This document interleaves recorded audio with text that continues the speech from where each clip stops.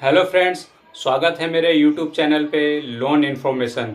दोस्तों, मैं इस चैनल पे आपके लिए नया टॉपिक लाते रहता हूँ, लोन से रिलेटेड लोन की जानकारी देते रहता हूँ। तो फ्रेंड्स, आज भी मैं आपके लिए लेके आया हूँ एक नया टॉपिक, और आज का जो टॉपिक है वो है बीटी, बैलेंस ट्रांसफ़र। तो फ्रेंड्स, आज हम इस वीडियो में ये जानेंगे कि बैलेंस ट्रांसफ़र क्या होता है, बैलेंस ट्रांसफ़र करने के लिए क्या डॉक्यूमेंट्स की नीड होती है और क्यों बैलेंस ट्रांसफ़र किया जाता है लोन का। तो फ्रेंड्स, जैसा कि आप लोगों को पता है कि आज के टाइम में हर किसी का लोन चल रहा होता है और वो काफ़ी high ROI, rate of interest पे चल रहा होता है। और एक लोन नहीं, काफ़ी सारे लोन चल रहे होते हैं, 2 3 4 लोन चल रहे होते हैं, जबकि सैलरी या फिर बिजनेस, उनका जो इनकम है वो स्टेबल होता है। मजबूरी में लोन तो ले लेते हैं, लेकिन जब ईएमआई रीपेमेंट का टाइम आता है तो उस महीने की जो ईएमआई होती है काफ़ी हाई हो जाती है। जब 4-5 लोनों की ईएमआई बहुत ज़्यादा जाने लगती है, तब आप ये सोचते हैं काश मैं लोन कम लिया होता तो मेरी ये जो ईएमआई है वो कम जाती। मजबूरी में लोन तो ले लेते हैं, लेकिन बाद में सब यही सोचते हैं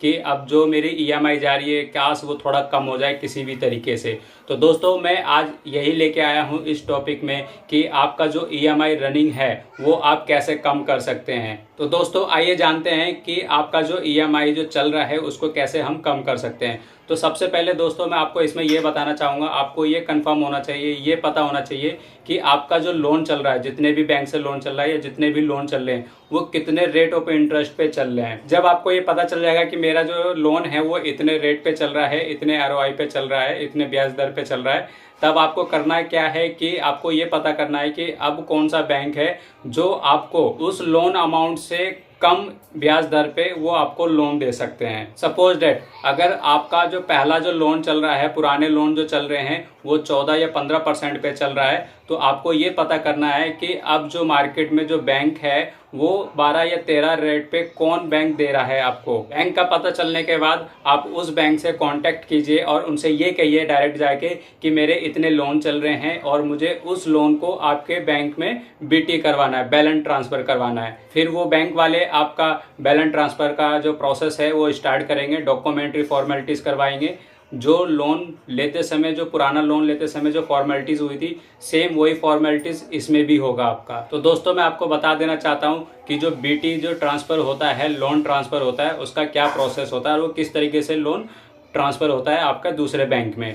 तो सबसे पहले आपका जो भी लोन चल रहा है पुराने, उसका सैंक्शन लेटर या फिर SOA, statement of account, SOA की नीड पड़ेगी, प्लस आपका जो केवाईसी है उसकी ज़रूरत पड़ेगी, प्लस इसके अलावा आपका जो इनकम सर्टिफिकेट है या इनकम डॉक्यूमेंट्स है उसकी नीड पड़ेगी। ये सारे डॉक्यूमेंट्स लेके आप अपने दूसरे बैंक में जाइए और वहाँ पे अपना बीटी का प्रोसेस करवाइए। उससे क्या होगा कि जो आपका 15% पे जो लोन चल रहा था पुराना, वो जब आप दूसरे बैंक से लोगे वो 12-13% पे अगर मिलता है, तो इसमें क्या होगा, इसमें फिर आपका सीधा सीधा 3% बचेगा। 3% बचने से क्या होगा कि आपका जो 15% पे जो ईएमआई निकल के आ रहा था और जो 12% पे ईएमआई निकल के आएगा, उसमें आप खुद देखोगे काफ़ी डिफरेंट आएगा। तो इससे यहाँ पे ये होगा कि आपको थोड़ा सा राहत मिलेगा आपके ईएमआई में। दोस्तों, बस आपको कुछ चीज़ों का ध्यान रखना है बीटी करवाते समय कि आपका जो लोन चल रहा है पुराना वाला, उसकी कितनी ईएमआई रह गई है, या फिर जिस बैंक से वो जो लोन चल रहा है उसका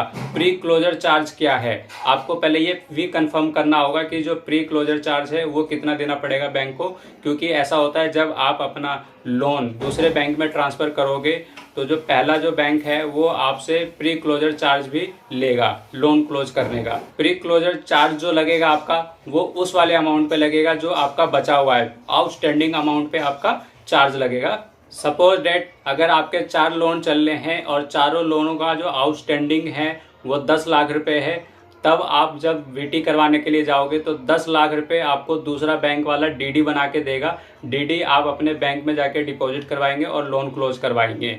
फ्रेंड्स, बीटी करवाते समय आपके पास एक ऑप्शन यहाँ पे और भी होता है कि इन केस अगर आपको फंड की नीड है तो आप अपने बैंक वाले से बोल के ये भी कह सकते हैं कि जो मेरा बीटी हो रहा है, बीटी के साथ मुझे फ्रेश अमाउंट 2 लाख 3 लाख जो भी नीड के अकॉर्डिंग है, या फिर जो भी आपकी एलिजिबिलिटी बन रही है उसके अकॉर्डिंग आप बोल सकते हैं कि मुझे अमाउंट की भी नीड है, बीटी प्लस मेरे को टॉपअप भी चाहिए। तो बैंक वाले उसी हिसाब से वो आपकी फाइल प्रोसेस करेंगे बीटी प्लस टॉपअप। उसमें क्या हुआ कि आपका लोन भी पुराना क्लोज हो जाएगा, उसके अलावा आपको फ्रेश लोन अमाउंट भी मिल जाएगा। तो फ्रेंड्स, इस तरीके से आप अपना लोन जो है दूसरे बैंक में ट्रांसफ़र करवा सकते हैं और आपका जो प्रेजेंट में जो आपकी ईएमआई है उससे आप कम कर सकते हैं दूसरे बैंक में लोन ट्रांसफ़र करके। कि जो है आप कौन कौन से लोन में करवा सकते हैं मैं वो आपको बता देना चाहता हूं। जैसे कि आपका पर्सनल लोन है, होम लोन है, आपका कार लोन है, आपका बिजनेस लोन है, इस तरीके के आप लोन आप अपने बीटी करवा सकते हैं। तो फ्रेंड्स, अगर आपकी भी ईएमआई ज़्यादा हो गई है लोन चला चला के और उसको भी आप कम करना चाहते हैं